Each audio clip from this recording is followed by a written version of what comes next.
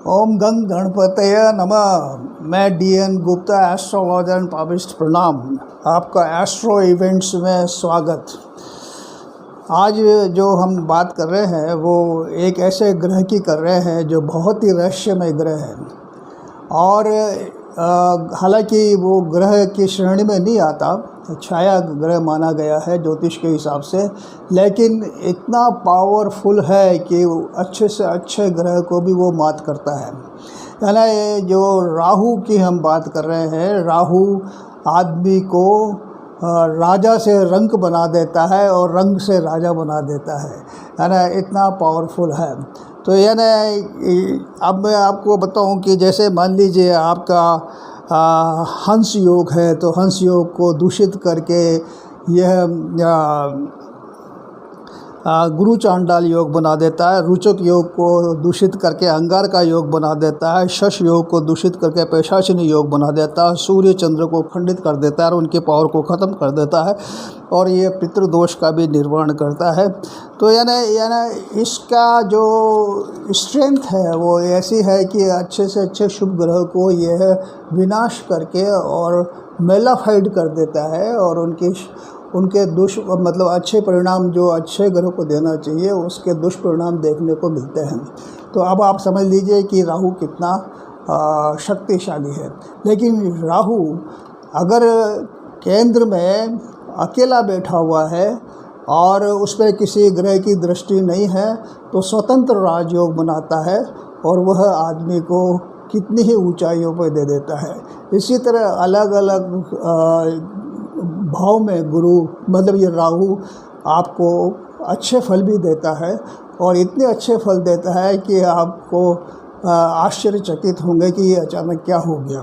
और ये राहु तुरंत कभी कभी अचानक तुरंत फ़ायदा देता है और तुरंत नुकसान भी करता है। मैं आपको बताऊं कि अब ये जो राहु 30 अक्टूबर के बाद में जो आपके अभी तक ये मेष में चल रहा था, तो अब ये मीन राशि में आ रहा है, क्योंकि राहु हमेशा उल्टा चलता है, रिट्रोग्रेटिव मूवमेंट है और राहु एक राशि में 1.5 साल रहता है। तो 1.5 साल में जो और ग्रह भ्रमण करते हुए राहु के साथ आते हैं तो वो दूषित हो जाते हैं और उनका जो परिणाम अच्छा आपके कुंडली में है उसको वह दूषित कर सकता है। अब ये जो मैं आपको जो दे रहा हूँ इलस्ट्रेशन, वो आपके लग्न कुंडली के हिसाब से दे रहा हूँ और अलग अलग लग्न में जो राहु की गोचर स्थिति 30 अक्टूबर के बाद में ये मेष से मीन में आ रही है, तो उसमें आपके ऊपर क्या प्रभाव होने वाला है ये मैं आपको दे रहा हूँ। यानी मेष लग्न वालों के लिए राहु 12वें घर में जाएगा मीन राशि का और यहाँ पे आकर के क्योंकि गुरु राहु से अलग हो जाएगा, गुरु चांडाल योग समाप्त हो जाएगा और गुरु अकेला बैठ करके पंचम भाव पे दृष्टि डालेगा, सप्तम भाव पे दृष्टि डालेगा, भाग्य में दृष्टि डालेगा। तो यानी गुरु पॉजिटिव हो जाएगा और गुरु आपके भाग्य वृद्धि करेगा। अगर आप विद्यार्थी हैं तो विद्यार्थी में आपको बहुत अच्छा लाभ होगा। इसके अलावा प्रोफेशनल भी आपको अच्छा लाभ होगा, आपको अपने लाइफ पार्टनर से भी अच्छा लाभ होगा। और राहु जो 12वें घर में जाएगा तो 12वें घर में जा कर के यह मतलब है जो आपके विपरीत खर्चे जो अलग खर्चे हैं उनमें यह कंट्रोल करेगा। दूसरी चीज़ यह पर एक बात यह ज़रूर आप मान के चलिए कि जैसे अगर आप बिजनेसमैन हैं तो आप थोड़ा सावधानी बरतिए, क्योंकि राहु 12वें घर में जा कर के हो सकता है कि आपको कुछ व्यापार में अचानक नुकसान भी दे सकता है। और जो ये आपका शेयर्स का धंधा करते हैं, स्टॉक का धंधा करते हैं, उनको भी थोड़ा दिक्कत दे सकता है। अब इसके बाद आप देखिए कि जो वृषभ लग्न वालों की मैं बात करता हूँ, तो वृषभ लग्न में राहु 11वें घर में जाएगा मीन राशि का और गुरु इसमें 12वें घर में रहेगा। तो यानी जो 12वें घर में राहु रहेगा तो ये ना ये आमदनी भाव में रहेगा, और राहु आमदनी भाव में जा कर के अचानक अच्छी आमदनी कराता है, अच्छा धन लाभ देता है, और जैसे सट्टा जुआ और ये शेयर मार्केट वगैरह से भी अच्छा लाभ देता है। इसके अलावा जो स्टॉक्स का बिज़नेस करते हैं उसमें भी अच्छा लाभ देता है। कभी कभी ये राहु अचानक कुछ ऐसे सौदे करवाता है जिसमें आदमी माला माल हो जाता है। किंतु यानी ये राहु क्योंकि मैंने बताया ये ग्रह रहस्यमय ग्रह है और ये कभी कभी विपरीत भी स्थिति पैदा कर सकता है। किंतु गुरु की स्थिति इस समय वृषभ लग्न वालों के लिए चौथे घर पे दृष्टि रहेगी, इसलिए आपका सुख भाव अच्छा रहेगा। दूसरी चीज़ ये छठे घर पे भी दृष्टि डालेगा, अष्टम भाव पे भी दृष्टि डालेगा गुरु, इसलिए आपका है जो स्थिति है वो प्लस साइड में रहेगी। अब मैं आपको मिथुन लग्न वालों की बात करता हूँ। मिथुन लग्न में राहु 10वें घर में आएगा। 10वां घर है जो व्यापार का होता है, आपके धंधे का होता है, पिता का सुख होता है, और प्रोफेशनल एटीट्यूड का होता है। आपके जो काम धंधा है उसमें आप कितनी तरक्की करेंगे, पद में इसमें तरक्की करेंगे। तो जो राजनीति में है, और क्योंकि राहु रहस्यमय ग्रह है तो राजनीति वालों को मिथुन लग्न में बहुत फ़ायदा होने वाला है, क्योंकि it cultivate a very concrete and secret planning to defeat the enemy.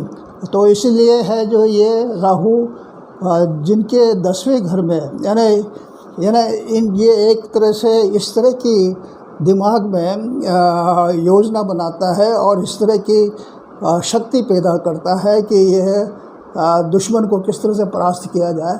और 10वें घर में अगर राहु किसी राजनीतिज्ञ का है तो they are lucky enough to go high and defeat the enemy and competent. दूसरी चीज़ जो व्यापार में जो राहु है, व्यापार वालों के लिए ये थोड़ा प्रोफेशन में ऑब्स्टेकल पैदा कर सकता है, दिक्कत आ सकती है। अगर आपके पिताजी की आयु ज़्यादा चल रही है तो उनका स्वास्थ्य का ध्यान रखें, क्योंकि दशम घर पिता का भी होता है। पर गुरु जो है जब मिथुन लग्न वालों के लिए इसमें जब ये 11th हाउस में रहेगा तो 11th हाउस में रह करके पंचम भाव पर दृष्टि डालेगा, सप्तम भाव पर दृष्टि डालेगा और 9th हाउस पर दृष्टि डालेगा, तो दैट इज़ फेवरेबल। अब मैं आपका कर्क लग्न वालों के लिए बात करता हूँ। कर्क लग्न में है जो राहु मीन राशि का 9वें भाव में रहेगा, और ये 9वें भाव में रह करके लग्न पे दृष्टि डालेगा, पराक्रम पे दृष्टि डालेगा, पंचम भाव पे दृष्टि डालेगा। तो यहाँ पे मैं आपको बताऊं कि राहु इनके लिए फेवरेबल नहीं है, यानी इनको दिक्कत उठानी पड़ सकती है। यहाँ पे 1.5 साल आपको सावधानी से चलना पड़ेगा कर्क लग्न वालों के लिए। आपको अपने स्वास्थ्य का भी ध्यान रखना पड़ेगा, आपके कॉन्टैक्ट्स, रिलेशंस और आपके भाई बंधुओं से जो आपका व्यवहार चल रहा है उसको भी मेंटेन करना पड़ेगा। और इसके अलावा आपके संतान के लिए भी थोड़ा ज़्यादा टेंशन पे करनी पड़ेगी, क्योंकि राहु की दृष्टि संतान पे भी पड़ेगी। लेकिन गुरु उस समय आपका मेष में रहेगा, तो गुरु मेष में रह करके आपके धन पे दृष्टि डालेगा तो धन वृद्धि करेगा, सुख भाव पे दृष्टि डालेगा तो सुख वृद्धि करेगा, एवं ये 6th हाउस पे दृष्टि डालेगा तो आपके दुश्मनों का सफाया करेगा। हो सकता है इस समय जैसे आप लंबे समय से कुछ मकान वगैरह खरीदने की कोशिश कर रहे हो तो इस समय ये मटेरियलाइज हो सकता है। अब ये आपका सिंह लग्न वालों की बात करता हूँ। सिंह लग्न वालों के लिए राहु है जो मीन राशि का 8th हाउस में रहेगा। तो ये 8th हाउस में रह करके और धन भाव पे दृष्टि डालेगा और सुख भाव पे दृष्टि डालेगा। तो यानी ये यहाँ पे आपके धन का आपको suppose if you are planning to invest in some project and if you are planning to start a new business and want to invest the money. आप नया इंडस्ट्री लगाना चाहते हैं, नया धंधा करना चाहते हैं, आप अपने व्यापार में इन्वेस्टमेंट बढ़ाना चाहते हैं, तो उस समय आपको थोड़ा ध्यान रखना पड़ेगा, क्योंकि राहु की दृष्टि आपके धन पे पड़ रही है और यानी ये आपका डेड इन्वेस्टमेंट हो सकता है, और हो सकता है कि आपका जो इन्वेस्टमेंट है वो गलत हो रहा हो और आपकी मूल पूंजी में गिरावट आ सकती है। अब मैं आपको कन्या लग्न वालों के लिए जो गोचर में राहु 30 अक्टूबर के बाद में मीन राशि में आ रहा है रिट्रोग्रेटिव, तो उस पर क्या इफेक्ट डालेगा ये मैं आपको बता रहा हूँ। देखिए, कन्या लग्न वालों के लिए राहु मीन राशि का सप्तम भाव में आएगा और केतु लग्न में आएगा, और गुरु है जो अष्टम में चल जाएगा। तो यानी जो आपका पत्नी का ग्रह है सप्तम भाव और सुख का ग्रह है, उसका मालिक गुरु है, तो गुरु अष्टम में जा कर के यहाँ पे हालांकि गुरु की दृष्टि चौथे घर पे पड़ेगी, लेकिन पत्नी का जो ग्रह गुरु है वो अष्टम में चल जाएगा और राहु यहाँ पे आएगा। तो यानी आप राहु को एक पृथकतावादी ग्रह भी माना गया है। जहाँ पे राहु बैठता है उस घर की हानि करता है और उसके सुख से वंचित करता है, ये एस्ट्रोलॉजी का प्रिंसिपल है। तो यानी जब यहाँ पे गुरु आपका अष्टम में चले गया और राहु यहाँ पे आ गया, तो आपके जो मान लीजिए आपकी पत्नी का स्वास्थ्य गड़बड़ चल रहा है या दिक्कत है, तो आपको थोड़ी सावधानी बरतनी पड़ेगी, और है जो उनके स्वास्थ्य के लिए आप थोड़ा अटेंटिव हों और सिंसियर हों ताकि उनको कोई दिक्कत नहीं आए। दूसरी चीज़ ये यहाँ पे राहु आकर के लग्न पे भी दृष्टि डालेगा, तो यानी ये लग्न पे जो दृष्टि डालेगा और ऑलरेडी केतु वहाँ पे रहेगा, तो it may create you a big mental tension and you may remain in tension all the time. You may be worried and your mind में busy all the time and anxiety और tension आपको बना रह सकता है। तो इसलिए आपको राहु के सॉलिड उपाय करना चाहिए। अब मैं आपको तुला लग्न वालों के लिए बता रहा हूँ। तुला लग्न वालों के लिए राहु मीन राशि का 6th हाउस में आएगा, छठे घर में, शत्रु भाव में, रोग भाव में, कर्ज भाव में। तो यानी they will be very lucky people from 30th October onwards for next 1.5 year, क्योंकि ये जो राहु यहाँ पे आकर के छठे घर में आपके शत्रुओं का नाश करेगा। यानी आपका कोई मुकदमेबाजी चल रही है, कोर्ट केस चल रहा है या किसी से झगड़ा कर रहा है, ऑफिस में झगड़ा चल रहा है, व्यापार में झगड़ा चल रहा है, तो यहाँ पे आपको ये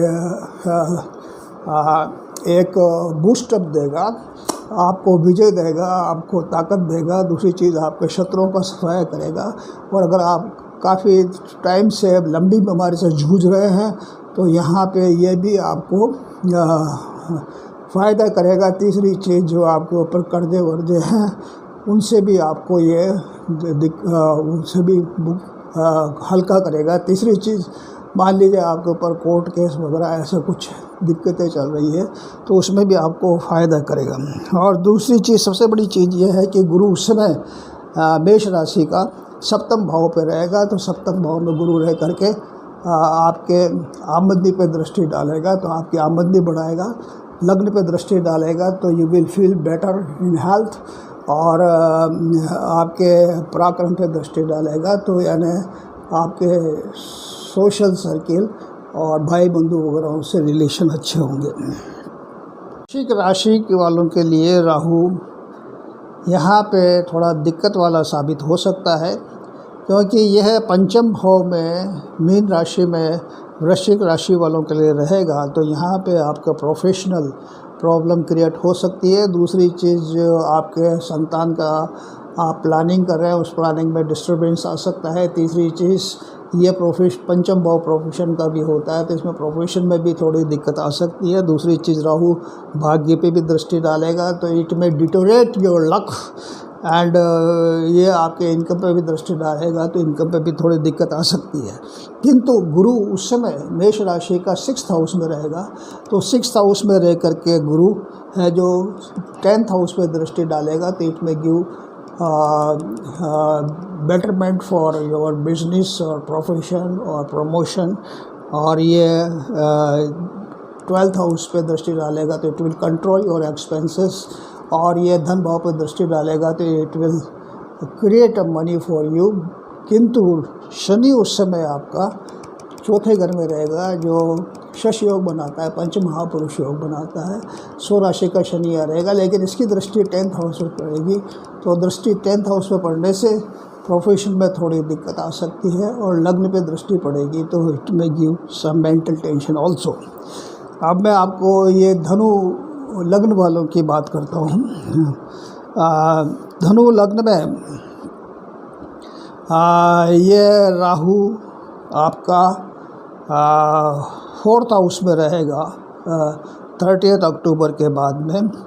और आपका गुरु है जो 5th हाउस में रहेगा मेष राशि का, और शनि है जो आपका 3rd हाउस में रहेगा। तो शनि 3rd हाउस में रह कर के ये पराक्रम वृद्धि करेगा।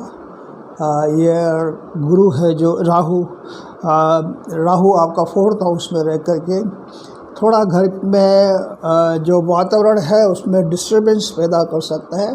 और अगर आप बाहर विदेश जाने की योजना बना रहे हैं तो वो आपकी सफल होगी। हो सकता है आप कुछ यात्राएं करें, और अगर राहु की महादशा या अंतर्दशा चल रही है तो उसमें आपको तीर्थ यात्राएं ये राहु करा सकता है। If you are trying for abroad job, you may get an abroad job also. और इसमें थोड़ा सा आपको ये ध्यान रखना पड़ेगा कि आप घर का वातावरण ठीक रखें। लेकिन गुरु है जो इस समय आपका 5th हाउस में रहेगा, तो गुरु की दृष्टि भाग्य पे पड़ेगी, आमदनी पे पड़ेगी, लग्न पे पड़ेगी। तो है ना, of course it will balance your luck as well as your income, और स्वास्थ्य की दृष्टि से आपके लिए अच्छा रहेगा। मैं अब मकर लग्न वालों के लिए बात कर रहा हूँ। मकर लग्न वालों के लिए राहु ये 3rd हाउस में रहेगा मीन राशि का। शनि 100 राशि का धन भाव में रहेगा, और गुरु है जो मेष राशि का 4th हाउस में रहेगा। Here the people are lucky. मकर लग्न वाले लकी इसलिए हैं कि राहु यहाँ 3rd हाउस में रहकर के, हालांकि it may somewhat create some tension among your social circle, your friend circle, your relatives and all that, but you know Shani है जो आपका धन भाव में रह करके आपके धन की वृद्धि करेगा। गुरु 4th हाउस में रह करके तो आपके आयु पे दृष्टि डाल रहा है, सब 10th हाउस पे दृष्टि डाल रहा है, तो प्रोफेशन में आपको तरक्की देगा। और यह आपके 12th हाउस पे दृष्टि डाल रहा है, तो it will save you from losses and wastage of money.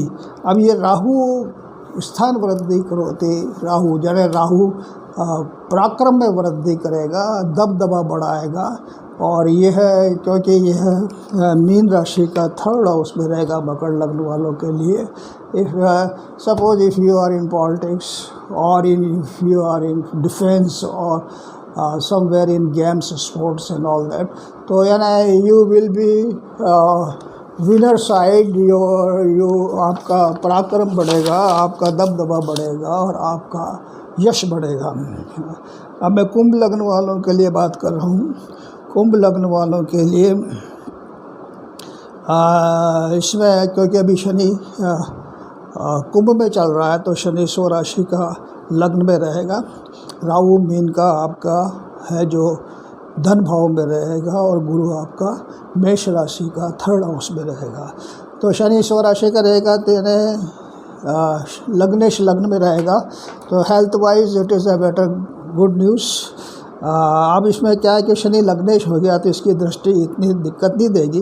हालांकि इसकी दृष्टि आपके 10th हाउस से पड़ेगी, सप्तम भाव पड़ेगी, 3rd हाउस में पड़ेगी, लेकिन लग्नेश की दृष्टि इतना नुकसान नहीं देती है। राहु आपका 2nd हाउस में रहेगा, तो 2nd हाउस में रह कर के हो सकता है ये आपके धन में हानि करे, और आपका जो पैसा आने वाला है उसमें डिले करे और दिक्कत पैदा करे। यानी you may not gate easy money, you will get a money for hardship पर गुरु आपका फेवरेबल रहेगा तो गुरु की दृष्टि आपके सप्तम भाव पे पड़ेगी, भाग्य पे पड़ेगी और इनकम पे पड़ेगी। तो यानी Guru will balance the things.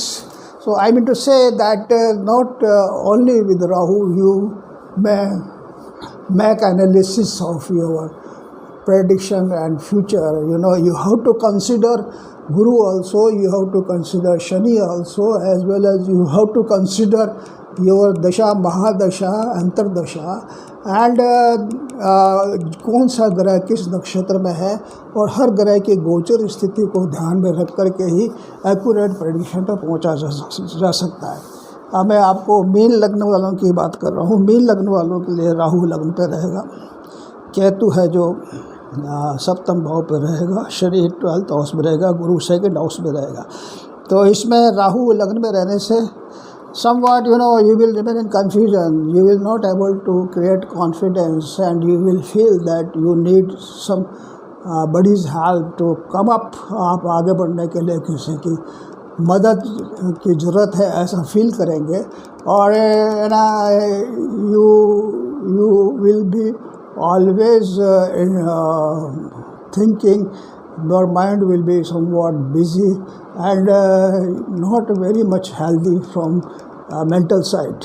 तो इसमें दूसरी चीज़ ये जो गुरु है, लेकिन गुरु आपका धन भाव में बैठ कर के आपका 6th हाउस पे दृष्टि डालेगा, अष्टम भाव पर दृष्टि डालेगा, 10th हाउस पर दृष्टि डालेगा। तो profession wise this Guru will give you good response. लेकिन शनि आपका 12वें घर में रहेगा, तो शनि 12वें घर में रह कर के ये धन पे दृष्टि डालेगा। तो यानी again you have to care for your money, और यह आप 6th हाउस पर दृष्टि डालेगा और भाग्य पर दृष्टि डालेगा। तो यानी Shani will be negative and you may lose the money also because of Shani in 12th house। And if you are planning for fresh investment, fresh project planning of business or industry and all that, you should be very careful while planning because Shani will be in your 12th house which may make losses। और यहाँ पे आपको बहुत सावधानी बरतनी पड़ेगी, है ना। ये जो मैंने स्थिति आपको बताई बहुत ही शॉर्ट में, संक्षिप्त में है जो राहु की गोचर स्थिति के हिसाब से बताई। लेकिन आपको ये देखना पड़ेगा कि राहु कौन से नक्षत्र में है और राहु कौन कौन से ग्रह के साथ बैठा हुआ है और राहु की युक्ति किन किन ग्रहों के साथ है। दूसरी चीज़ राहु जो दृष्टि राहु किस किस से है जो घातक योग बना रहा है। तीसरी चीज़ ये भी देखना पड़ेगा आपको कि जिसकी महादशा चल रही है वो कौन सा ग्रह है और गोचर में कहाँ चल रहा है, कौन सा योग बना रहा है, कौन कौन से योग बना रहे हैं। तो ये सब चीज़ें और उनके कौन से नक्षत्र में बैठे हैं, तो ये सारी चीज़ें देख करके ही आपको एक्यूरेट प्रेडिक्शन पर पहुंच सकते हैं। ये सिर्फ this only I have narrated affect of Rahu and गोचर position after 30th of October for next 1.5 years. So that is not a final prediction for entire prediction of your life। You have to consider other things also, but Rahu is a very very important star। बहुत गहरा इसमें बहुत शक्ति है। हालांकि इसका सिर्फ खोपड़ा है, धड़ नहीं है, पूरा ग्रह नहीं है, लेकिन ये इतना पावरफुल है। जैसा मैंने आपको शुरू में बताया कि राजा से रंग बना देता है, रंग से राजा बना देता है। अच्छे से अच्छे ग्रह, अच्छे से अच्छे योग को ये समाप्त कर देता है, और इसमें अकेले में इतनी ताकत है कि आदमी को बहुत ऊंचाइयों पर पहुंचा सकता है। So I think this conclusion you might have very much understood, and it might be very clear about Rahu position and the movement in the 12 लग्नास। आपका जिस लग्न में राहु जा रहा है वो आप किस राशि में जा रहा है उस हिसाब से आप एनालिसिस कर सकते हैं।